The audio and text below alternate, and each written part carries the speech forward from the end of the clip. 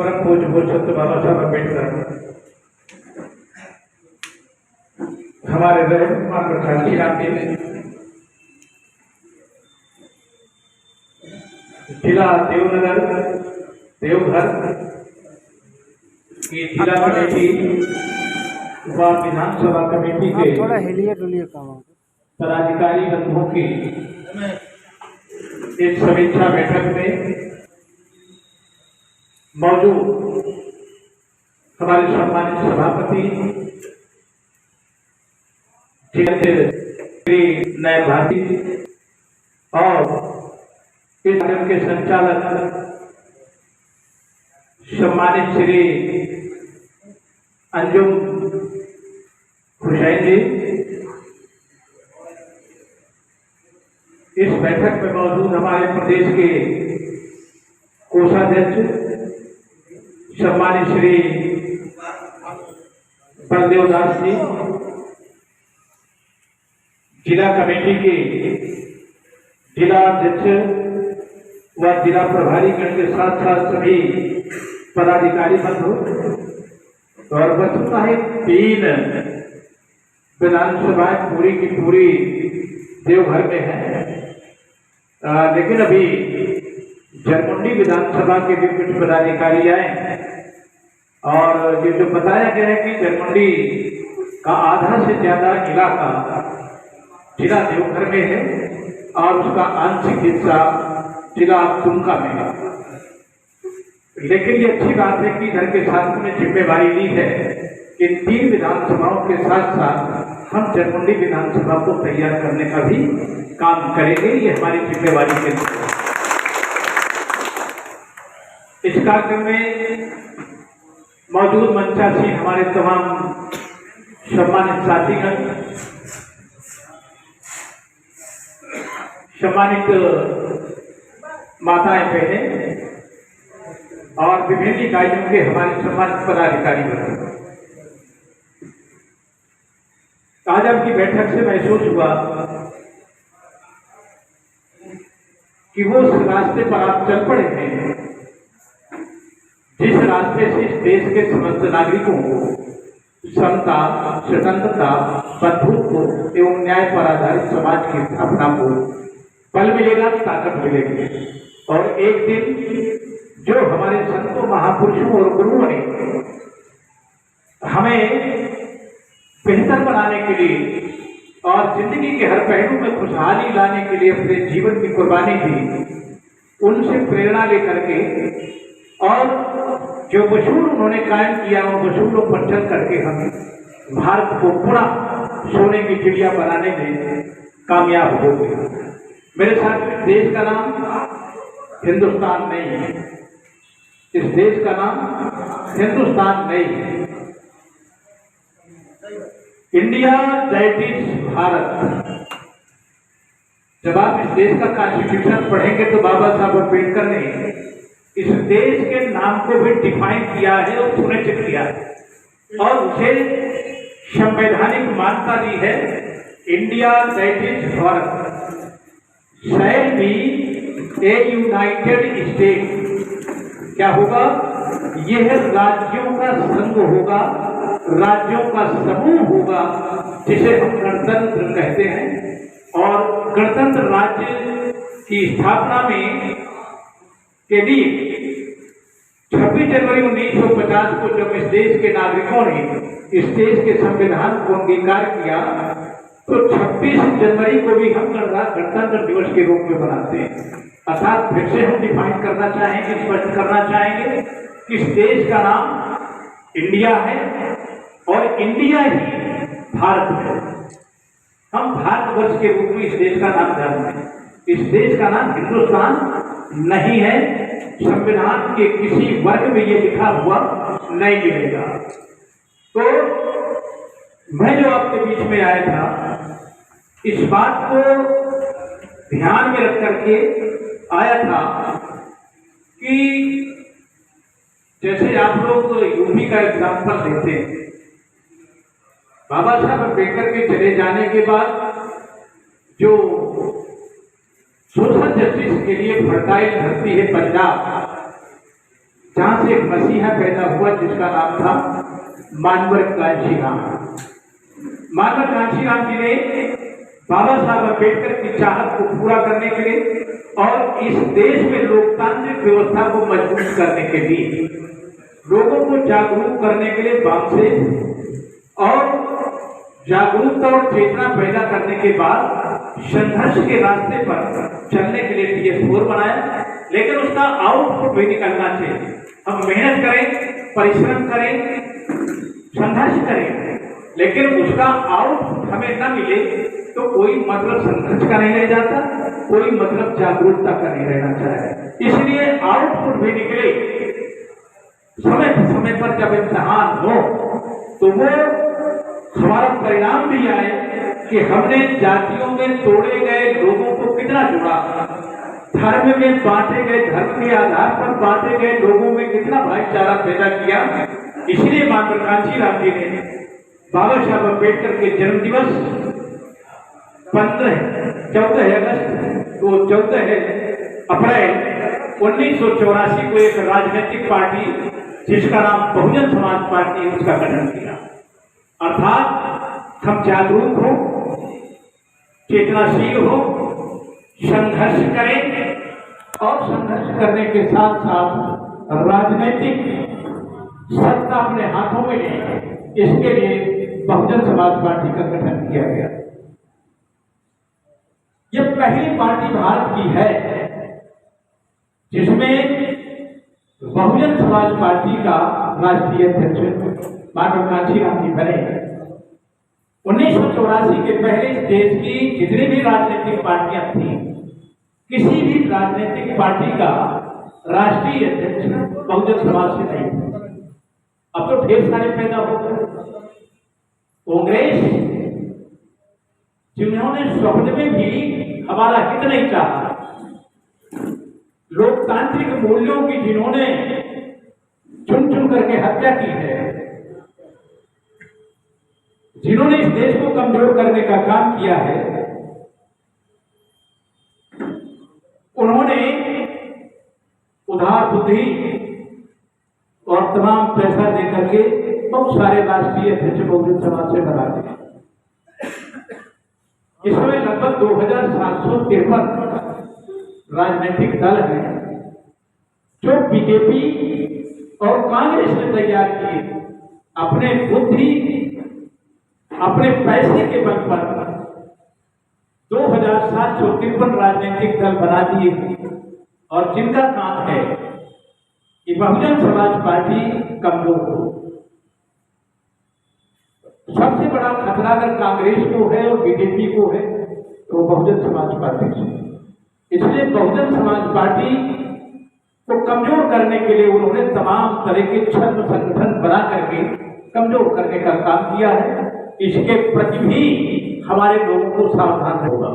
समीक्षा का अभी हमारी पोलिंग बूथ की कमेटियां नहीं बनी, सेक्टर की कमेटियां भी दुरुस्त नहीं बनी, विधानसभा की कमेटियां पूरी नहीं बनी। हम प्रखंड और जिले पर ज्यादा ध्यान देते हैं। प्रखंड में ब्लॉक, लेकिन ब्लॉकों के संगठन से ज्यादा जरूरी है जो बहुजन समाज पार्टी का सिस्टम है, जो संगठन का ढांचा है, उस ढांचे के अनुरूप हमें संगठन की इकाइयों को खड़ा करना होगा। मैं भी थोड़ी देर पहले सोच रहा था, जो 3 विधानसभाएं हैं आपकी, 3 विधानसभाओं में एक तो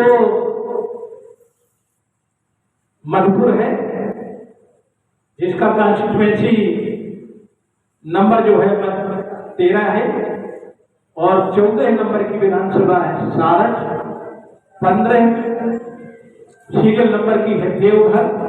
ये 3 तो पूरी इन तीनों में 1245 पोलिंग बूथ।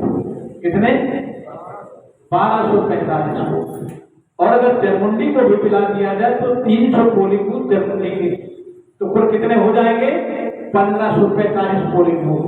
और जब इनकी हम पोलिंग बूथ इकाइयां बनाएंगे, पदाधिकारी बनाएंगे और सेक्टर इकाइयों के पदाधिकारी बनाएंगे, विधानसभा के पदाधिकारी बनाएंगे, जिले के पदाधिकारी बनाएंगे, जिले का गांव सेवक का संगठन, विधानसभा का गांव सेवक का संगठन, बीवीएफ का जिले का संगठन और विधानसभा का बीवीएफ का संगठन जब खड़ा करेंगे तो ये कुल मिला के जो पदाधिकारियों की संख्या हमारी इस जिले की आएगी वो 1905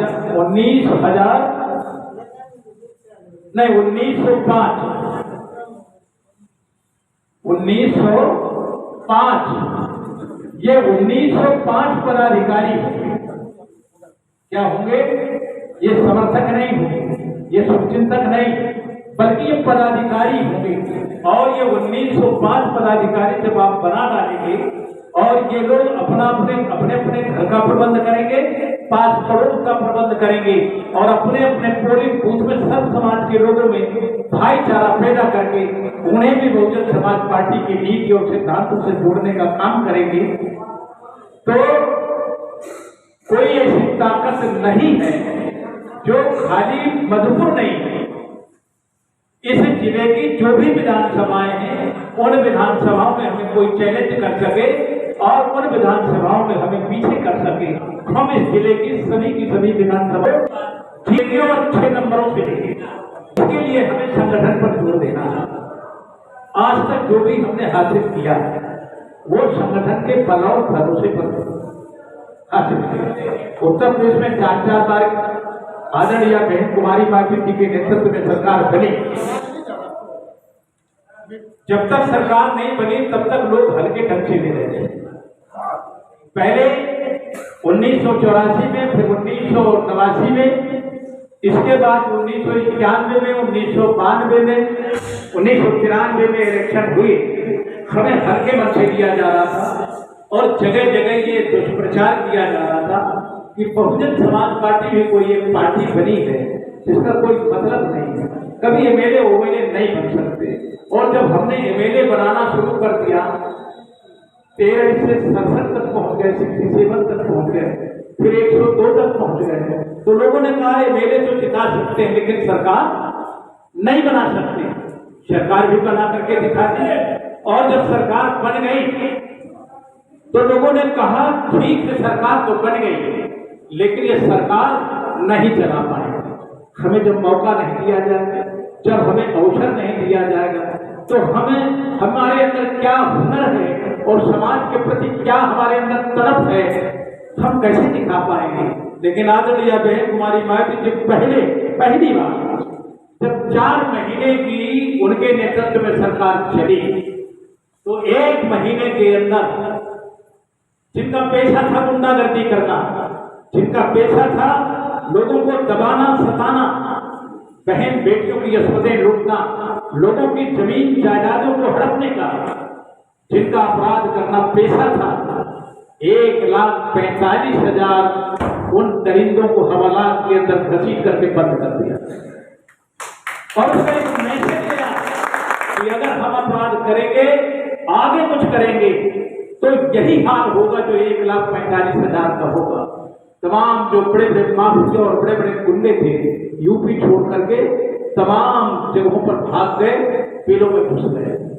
हमने शिक्षा के क्षेत्र में भी बड़ी बड़ी यूनिवर्सिटियां टेक्निकल क्षेत्र में और प्रशिक्षण संबंधी इंस्टीट्यूट खड़े किए।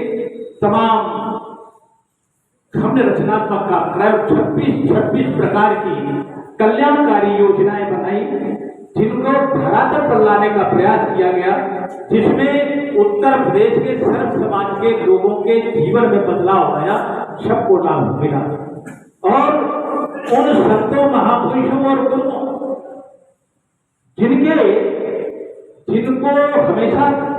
इतिहास को हमेशा दबाया गया, छुपाया गया, हमने उनके सम्मान में भी तमाम जिले बनाए, तमाम कमिश्नरियां बनाई और जिलों के नाम महापुरुषों के नाम रखा, मंडलों के नाम महापुरुषों के नाम रखा, तमाम इंस्टीट्यूट, तमाम पार्क और तमाम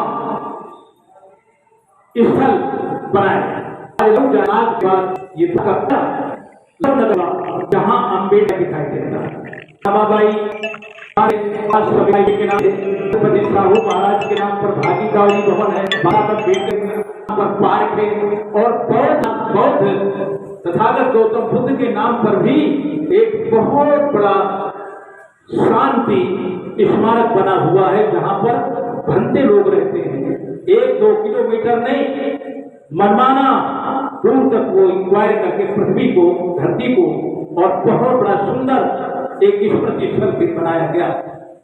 इस तरह से उन महापुरुषों को भी सरकार ने हमारी सम्मान दिया, मान सम्मान दिया और उनके नाम पर पार्क, स्थल, यूनिवर्सिटी और जिलों के नाम जब रखे तो लोगों को समझने के लिए और सोचने के लिए मजबूर होना पड़ा कि बाबा साहब अम्बेडकर भी इस धरती पर थे। इस धरती पर महात्मा ज्योतिराव फुले भी थे, मां सावित्रीबाई फुले भी थी, जिन्होंने पढ़ने लिखने का मौका हमें ब्रिटिश हुकूमत के दौरान दिलाया। और छत्रपति साहू महाराज जो आरक्षण के जनक कहलाते हैं, अपने राज्य में 50% उन लोगों को जिनको कभी अवसर नहीं मिलता था, उनको रिजर्वेशन का प्रबंध छत्रपति साहू महाराज ने किया था। उनके नाम पर भी जिलों का नाम, यूनिवर्सिटियों का नाम, कॉलेजों का नाम रखा गया और साथ साथ बाबा साहब अम्बेडकर के नाम पर भी बहुत सारे कबीर, संत कबीर के नाम पर, संत रविदास के नाम पर और गुरु नारायणा के नाम पर, इन तमाम महापुरुषों ने जिन्होंने मानवता के लिए पूरी की पूरी जिंदगी समर्पित कर दी समाज के सुधार के लिए। किस बात के लिए? केवल एक बात के लिए, इस देश में सत्तापूर्ण समाज की स्थापना हो, ऐसा वातावरण भारत में बने जहां हर शख्स इज्जत के साथ इंसान की तरह जी सके, जीने का उसे अवसर मिल सके। इस तरह का वातावरण बनाने के लिए बहुजन समाज पार्टी ने अपने हर कार्यकाल में बेहतरीन काम करने का काम किया। एक मिसाल हमें जब अवसर मिला तो पूरे भारतवर्ष में एक मिसाल कायम हो गई कि बहुजन समाज पार्टी से बेहतर सरकार चलाने वाला कोई नहीं हो सकता। उम्दा शासन, स्वच्छ प्रशासन, उम्दा शासन, स्वच्छ प्रशासन, जो ब्यूरोक्रेसी जनता के हितों के विपरीत काम करती थी, जो वेतन भोगी लोग हैं जिनकी जिम्मेवारी है कि जो कानून है उसका क्रियान्वयन करें, कमजोर लोगों के साथ या जाति और धर्म के आधार पर किसी के साथ अन्याय न हो, किसी की हकमारी न हो, ऐसे अधिकारियों के खिलाफ छोटे छोटे दरोगा, लेखपाल, कानून को नहीं, बड़े बड़े होतेदार जो प्रिंसिपल सेक्रेटरी, चीफ सेक्रेटरी और जो तमाम सेक्रेटरी लेवल के कमिश्नर हैं, ऐसे लोगों को जिन्होंने जाति या धर्म के आधार पर किसी के साथ अन्याय करने का काम किया, किसी का हक मारने का काम किया, किसी से किसी को वाजिब हक से वंचित करने का काम किया, 10 मिनट 20 मिनट घंटों नहीं लगे, 1 मिनट के अंदर उन्हें सस्पेंड करके धरती में ला दिया गया। और जब बड़े अधिकारी की, बड़े ओहदेदार की गर्दन दबाई जाती है तो छोटे वाले अपने आप दुरुस्त हो जाते हैं, अपने आप वो सीख जाते हैं कि जब इतना बड़ा ओहदेदार व्यक्ति मिनटों में धरती में आ सकता है तो हमारी कौन सी औकात। और वो रूल्स और रेगुलेशन के हिसाब से वो काम करता।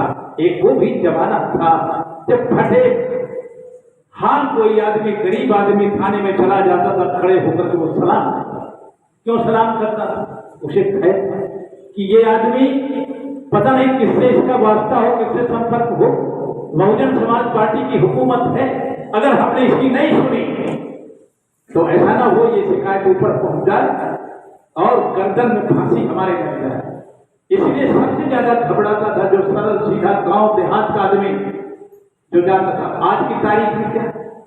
आज की तारीख में ऐसे लोग किसी भी सरकारी दफ्तर में घुस नहीं पाते, जो भ्रष्टाचारी हैं, जो बेईमान हैं, जो जनता को तकलीफ देने वाले लोग हैं, जो दलाल किस्म के लोग हैं, सरकार ने जिन्हें पाल रखा है, वो चले जाए, सम्मान के साथ बैठाया जाएगा और नाजायज प्रशासन नाजायज काम करेगा, जायज काम शुरू भी नहीं होता। अभी थोड़ी देर पहले लोगों ने कहा क्या बीजेपी की भी गवर्नमेंट इस राज्य में नहीं, कांग्रेस की भी रही है और आज भी कांग्रेस के गठबंधन में जो जेएमएम की सरकार है, लोगों को उम्मीदें थी कि क्योंकि ये आदिवासी बाहुल प्रदेश, आदिवासी बाहुल एरिया, बहुत बढ़िया बात। तो जब आदिवासी मुख्यमंत्री बनेगा तो शायद हमारी पीड़ा कम होगी, शायद शैक्षिक, सामाजिक और आर्थिक आधार पर हमारा उन्नयन होगा, इतनी बेहतरीन हमारे हित में योजनाएं बनेंगी, उनका क्रियान्वयन होगा, कार्यक्रम चलाए जाएंगे। लेकिन वो स्वप्न अधूरा था, ख्वाब अधूरे रह गए। आज भी आदिवासियों के हित में या जो समाज के और कमजोर तबके उनके जीवन में कोई बदलाव नजर नहीं आया, कोई खास बदलाव नजर नहीं आया। इसलिए मेरे साथी, जो राजनीति भी प्रभावित होती है वो विचारधारा से प्रभावित होती है। हमें विचारधारा को लेकर चलना होगा। इस देश में और पूरे विश्व में दो प्रकार की विचारधाराओं का हमेशा संघर्ष रहा है। दोनों विचारधाराओं के लोग हमेशा झूठे हैं। कोई विचारधारा कहीं जीती है, कहीं हारी है। एक है मानवीय विचारधारा और एक है अमानवीय विचारधारा। एक वे लोग हैं जो समाज में ऊंच नीच, छुआछूत को टिकाए रखना चाहते हैं, और एक वो विचारधारा है, उस विचारधारा के फॉलोवर हैं जो ऊंच नीच, छुआछूत जैसी बीमारी को खत्म करके बराबरी की व्यवस्था को लाना चाहते हैं। भारतीय जनता पार्टी जो सस्ते दांव है वो चलाती है। चुनाव के दौरान तो बड़े बड़े लालच देती, बड़े बड़े घोषणाएं करते हैं, यहां तक बोलते हैं कि चप्पल वालों को भी हवाई जहाज से चलाते हैं, किसानों की आमदनी हम दोगुना करा दें, काला धन हम दे आएंगे, 15-15 लाख हम सबके खातों में बिना जाने कितने प्रकार के नाम दे। लेकिन एक भी वादा भारतीय जनता पार्टी ने पूरा नहीं किया। दूसरी तरफ हमारे जो हक और अधिकार हैं, जो नैसर्गिक न्याय है, नेचुरल जो हमें प्राप्त है, और दूसरा जो संवैधानिक हमारे हक हैं, उनको भी कमजोर करने का काम और समाप्त करने का काम भारतीय जनता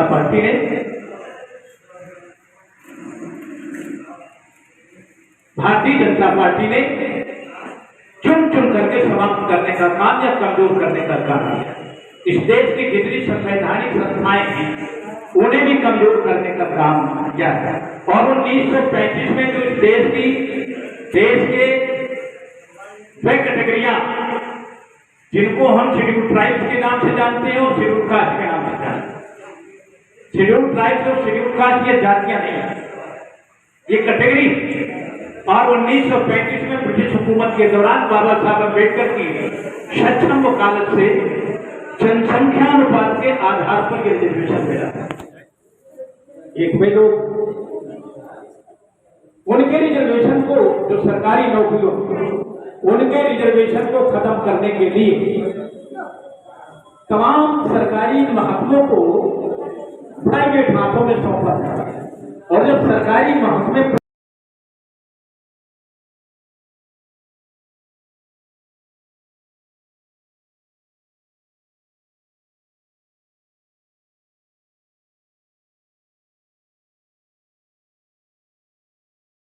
सबसे बड़ा अफसर, सबसे बड़ा दरोगा जिसको चीफ जस्टिस बने, वो संविधान में दी गई व्यवस्था के हिसाब से बने।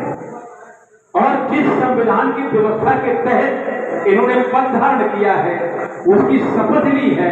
शपथ लेने के बाद काम करने का जो तौर तरीका है, वो तौर तरीका संविधान के ठीक उलट है, ठीक उलट है। नवंबर 48 देश आजाद हुआ, 47 देश हमें दो हिस्सों में आजाद मिला, पश्चिमी पाकिस्तान, पूर्वी पाकिस्तान और भारत। लेकिन संविधान में नागरिकता का चैप्टर पढ़िए, नागरिकता में लिखा कि नवंबर 48 के पूर्व जो भारत भूभाग में, मान लीजिए भारत भूभाग में जिनके मां, बाप, दादा, दादी, नाना, नानी पैदा हुए थे, यदि ऐसा शख्स बंटवारे के कारण पाकिस्तान में चला गया है, अन्य जगह रोजी रोजगार के लिए चला गया है, तो वह भारत का नागरिक हुआ। 1928 के पूर्व जिनके पिता, माता, दादा, दादी और नाना, नानी जो के हिस्से में पैदा हुए थे, वो भी भारत का नागरिक, इसको बदला नहीं जा सकता। लेकिन एनआरसी के नाम पर न जाने किस नाम पर तमाम तरह की हरकतें पैदा की गई, चर्चा में लाया गया, मुद्दा बना ताकि तमाम जो कमजोर तबके के लोग हैं और विशेष करके जो अल्पसंख्यक है उनके अंदर असर का भाव में हो और वे लोग सरेंडर हो जाए। भारत का जो मुस्लिम है, भारत का जो ईसाई है, भारत का जो बौद्ध है, मेरे साथियों, ये किसी खैबर कब्र से नहीं आए। ऐसा इतिहास के जानने वाले देख रहे, बड़े बड़े इतिहास की पुस्तकों में देख रहे, कहीं भी ये लिखा नहीं मिलेगा। इस देश में जो मुसलमान है, सिख है, ईसाई है, पारसी है, बौद्ध है, ये खैबर कब्र से आए या और कहीं से आए, ये चीन तरफ से आए या अफगानिस्तान, ये कहीं लिखा नहीं है। दूसरे लोगों के लिए तो लिखा मिलेगा, ठीक है, लेकिन हमारे बारे में नहीं। मोहम्मद पैगंबर साहब का पैगाम जब इस देश में आया, एक बात साफ, जब यहां भारत में जब पैगाम आया, कैसा पैगाम? इंसानियत का, इखलास, ईमान का,